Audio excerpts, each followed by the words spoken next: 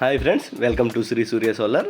Shri Surya solar మన company నుంచి అయితే మనం ఒక 10 ఇన్వర్టర్లు అయితే ఆర్డర్ చేయడం జరిగింది. గుడ్ బి ఇన్వర్టర్లు అవి మన ఆఫీస్కి అయితే రీచ్ అయిపోయినాయి.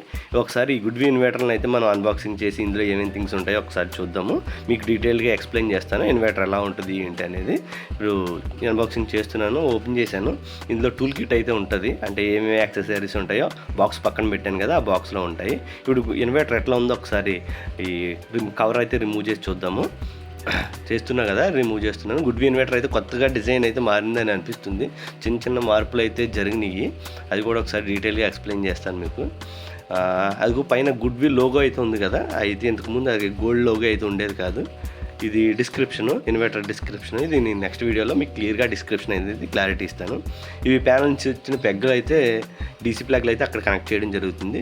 ఇది వైఫై రూటరు, వైఫై మనం కమ్యూనికేట్ చేయడానికి దాని నుంచి చూస్తాం. ఇది విత్ వైర్తో కమ్యూనికేట్ చేసుకోవడానికి అది పోర్ట్ అనమాట. ఇది ఏసీ పోర్టు. ఇది మన పవర్ ఇన్కమింగ్ అవుట్ గోయింగ్ కూడా అక్కడి నుంచే జరుగుతూ ఉంటుంది.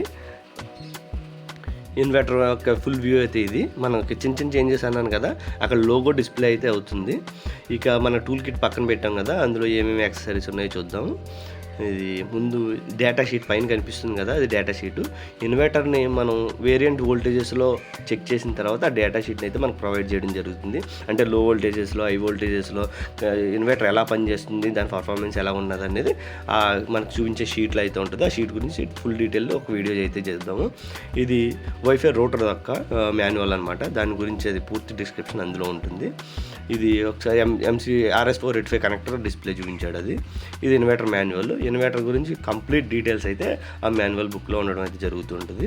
ఇది చూపించాను కదా, ఇన్వర్టర్ హ్యాంగ్ చేసుకోవడానికి దాని నుంచి హ్యాంగ్ చేసుకుంటాము, అది వాల్కి ఫిట్ చేసిన తర్వాత. ఇందాక పోర్ట్లు అయితే చూపించాను కదా, వాటి పోర్ట్ల యొక్క ప్లగ్లు అయితే ఇవి అన్నీ ఉంటాయి. ఒక్కొక్కటి చూపిస్తాను. ఇది వైఫై రూటర్ది, వైఫై రూటర్ అలా ఉంటుందన్నమాట. అది ఇది ఏసీ ప్లగ్ అనమాట. మనకి ఇందాక చూపించాను కదా, ఇన్ను అవుట్ కూడా అందులోంచి వెళ్తాయని, దాని యొక్క ప్లగ్ అది. ఇది వచ్చేసి MC4 కనెక్టర్లు. ప్యానల్స్ నుంచి వచ్చిన వైర్లు కనెక్టర్లకి చివరైతే వైర్లకి కనెక్టర్లు కొట్టి మనం లాక్ చేయడం అయితే జరుగుతుంటుంది ఇన్వర్టర్ దగ్గర. ఇది ఇన్వర్టర్ బాడీ ఎర్తింగ్ కోసం లెగ్ కూడా ప్రొవైడ్ చేయడం అయితే జరిగింది.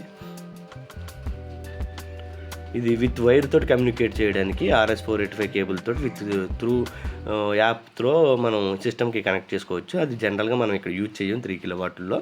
అది పెద్ద ప్లాంట్లో అయితే ఆ పోర్ట్ యూజ్ చేస్తాం. ఈ స్క్రూస్ కూడా ప్రొవైడ్ చేయడం అయితే జరిగింది ఇన్వర్టర్ కోసం.